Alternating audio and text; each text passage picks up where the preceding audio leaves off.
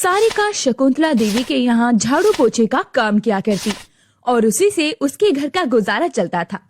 ऐसे ही एक दिन जब धीरे धीरे ठंड का मौसम बढ़ गया था, तभी शकुंतला देवी सारिका के पास आकर कहती है, अरे सारिका, पूरे घर में अच्छे से पोछा लगा देना। कहीं ऐसा ना हो जैसे जैसे ठंड बढ़ रही है तेरे अंदर का आलस भी बढ़ता जाए। मैं इस घर को हमेशा से अपना घर समझती हूँ मालकिन, और कभी भी काम में आलस नहीं करती हूँ।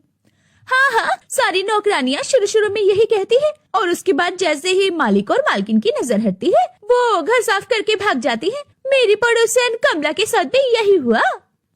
शकुंतला ये बोलकर वहाँ से चली जाती है। ये सब कुछ सुनकर सारिका को बहुत बुरा लगता है, क्योंकि वो हमेशा अपनी मालकिन को अपनी बड़ी बहन और अपने परिवार का हिस्सा मानती थी, लेकिन शकुंतला ने कभी भी उसे नौकरानी से ज्यादा कुछ नहीं माना था।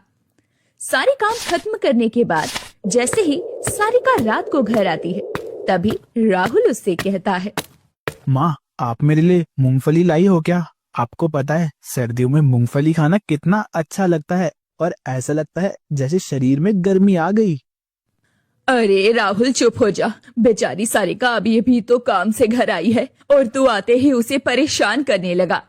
आजा बेटा, मेरे पास आजा। देख, दादा के पास 5 रुपए पड़े हैं, तू जाकर अपने लिए मूंगफली लेकर आजा। आप ही इसे बिगाड़ रहे हो। कल को अगर ऐसे ही इसकी फरमाइशें बढ़ती रही तो कौन संभालेगा?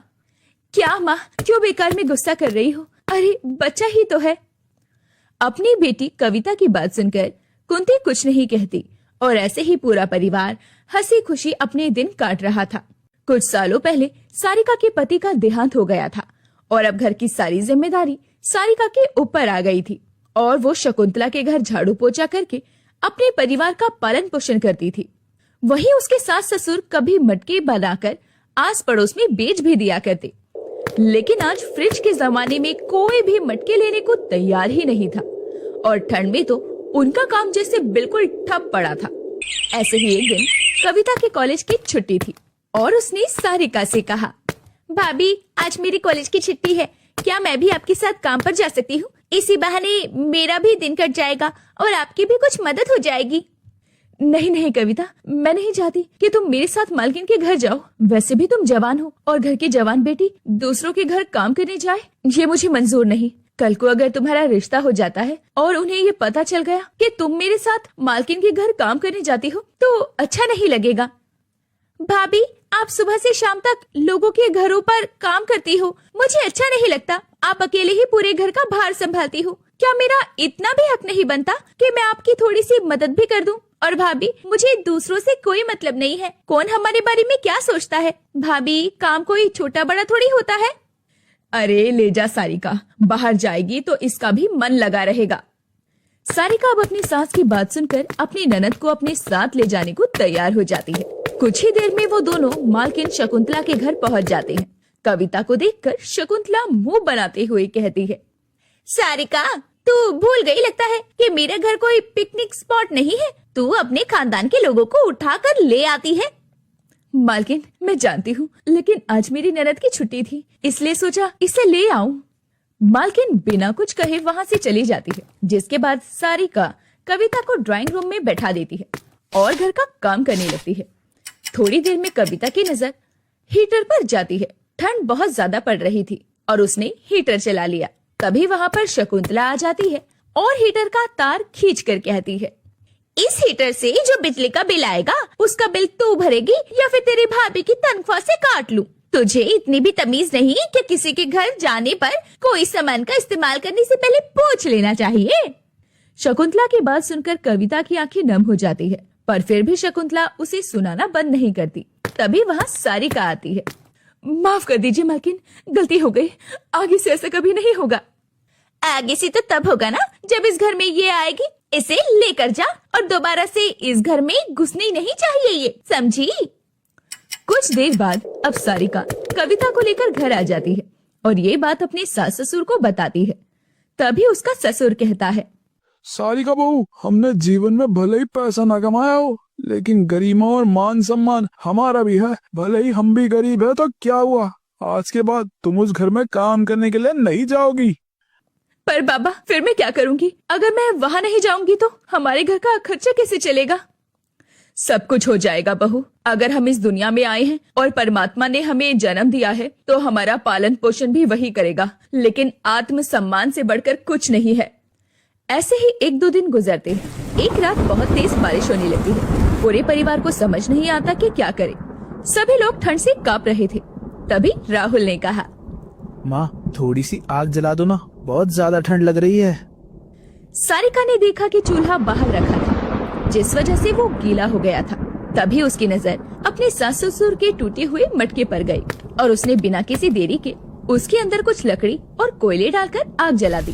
थोड़ी ही देर में पूरा कमरा गर्म हो गया। तभी माधव ने कहा, बहू अगर तू इस मटके को ढक देगी तो इसकी आंच सिर्फ छोटे से छेद से निकलेगी और ज्यादा देर तक कमरे को गर्म रखेगी। अब सारिका ने टूटे हुए मटके को दूसरे मटके से ढक दिया, जिससे वो ज्यादा देर तक आंच देता रहा। सुबह तक वो मटका गर्म था।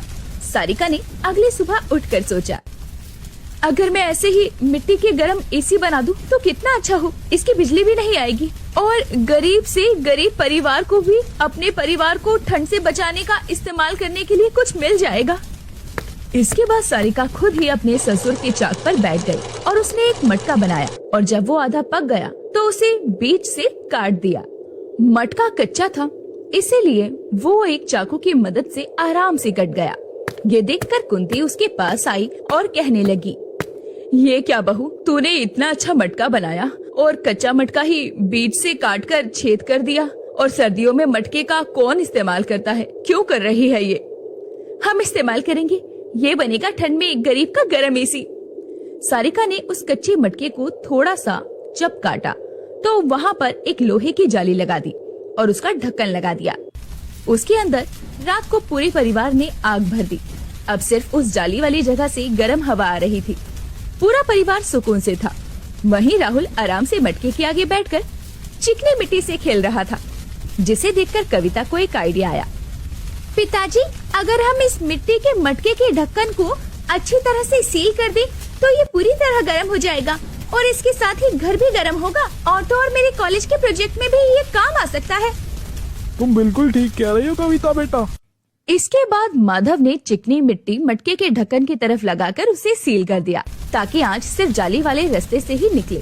थोड़ी देर में कमरा पूरा गर्म हो गया और कुंती ने कहा, किसी ने सच ही कहा है, जब मजबूरी आती है तो रास्ते निकल ही आते हैं। जब हमारे घर में मजबूरी आई और ठंड में क्या करें ये रास्ता समझ नहीं आ रहा था, तभी हम लोगों ने सूझबूझ और समझदारी से गर्म एसी का आविष्कार कर दिया।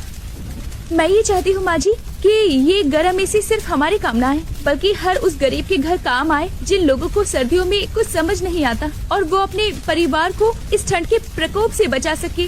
भाऊ अगर तुझे ठीक लगे तो हम यही एसी बनाकर गांव में बेच सकते हैं। हम इसका दाम सिर्फ 50 रुपए रखेंगे ताकि हर गरीब इंसान इसे खरीद सके और गांव के हर कमरे में ये एसी हो। अगर गांव के हर घर में 5 कमरे होते हैं तो वो लोग 5 एसी खरीदेंगे। इसी बहाने हमारी भी थोड़ी कमाई हो जाएगी।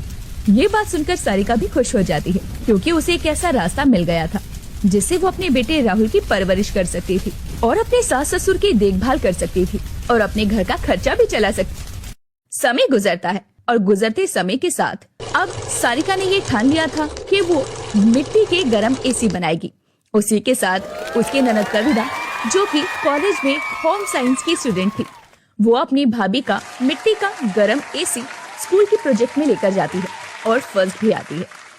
भाभी, हमने जो ये मिट्टी का गर्म एसी बनाया था ये मेरे कॉलेज वालों को बहुत पसंद आया। मुझे ऐसा लगता है कि अब आप सभी लोगों के लिए कुछ करना चाहती हैं, तो हमें ऐसे ही और एसी भी बनाने चाहिए ताकि गरीब से गरीब घर में ये एसी जा सके। हाँ कविता, मैं भी यही सोच रही थी। आओ तुम भी मेरी मिट्टी के ये गर्म एसी बनाने में मदद करो। जहाँ एक तरफ सारिका और कविता मिट्टी के गर्म एसी बना रहे थे, वहीं उनकी पड़ोस में रहने वाली कमला पास से गुजरती है और वो घर के अंदर से गर्मी की भाप आते हुए देखकर बड़ी हैरान होती है, क्योंकि बाहर तो मौसम ऐसा था कि खड़े खड़े इंसान ठंड में जम जाए। वो घर के अंदर आई और बोली, क्या बात है, बाहर तो ऐसा लग रहा है जैसे भगवान आज ही ठंड में जमा कर मानेगा, लेकिन तुम्हारे घर में तो कितनी गर्मी है। हाय हाय हाय, मेरा तो मन कर रहा है 2-4 घंटे यहीं रुक जाऊं।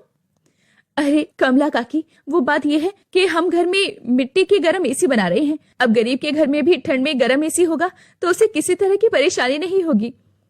अरे अगर ऐसी बात है तो बेटा मेरे लिए भी एक एसी बना दे। वैसे भी इस गरीब के बारे में अगर कोई सोचेगा तो उसकी दुआ तो लगेगी ही।